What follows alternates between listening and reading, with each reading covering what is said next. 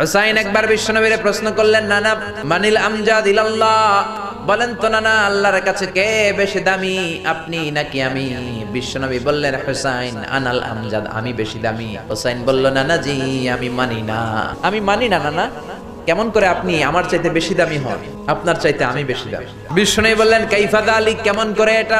হুসাইন বলল, নানা জি তাহলে বলেন তো আপনার আব্বার নাম কি? বিশ্বনবী বললেন, আমার আব্বার নাম হলো আব্দুল্লাহ। হুসাইন বলেন, নানা আপনার আব্বা আব্দুল্লাহ কি কোন নবীর মেয়ের জামাই নাকি? বলেন, আমার আব্বার নাম হলো আলী কাররামাল্লাহু ওয়াজহা। আমার আব্বা হলো শেরে খোদা, দুনিয়ার সব কাফির মুশরিকদের জন্য আল্লাহ আমার আব্বারে বাগ বানিয়ে পাঠিয়েছে। বিশ্বনবী বললেন, তাই তো। আবার হুসাইন প্রশ্ন করলেন, নানা বলেন তো আপনার আম্মার নাম কি? বিশ্বনবী বললেন, আমার মায়ের নাম আমিনা। হুসাইন বলল, নানা জি জান্নাতে সর্বপ্রথম যেই মহিলাটা ঢুকবেন ওই মহিলাটা হলো আমার আম্মা জান ফাতিমা। বিশ্বনবী কোনো কথা বলেন না। হুসাইন আবার প্রশ্ন করলেন, নানা বলেন তো আপনার নানার নাম কি?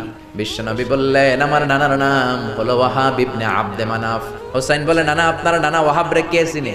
আর আমার নানারে চিনে না এমন কোন মানুষ পৃথিবীতে নাই। এই হলো আমার নানা। এবার বলেন কে দামি?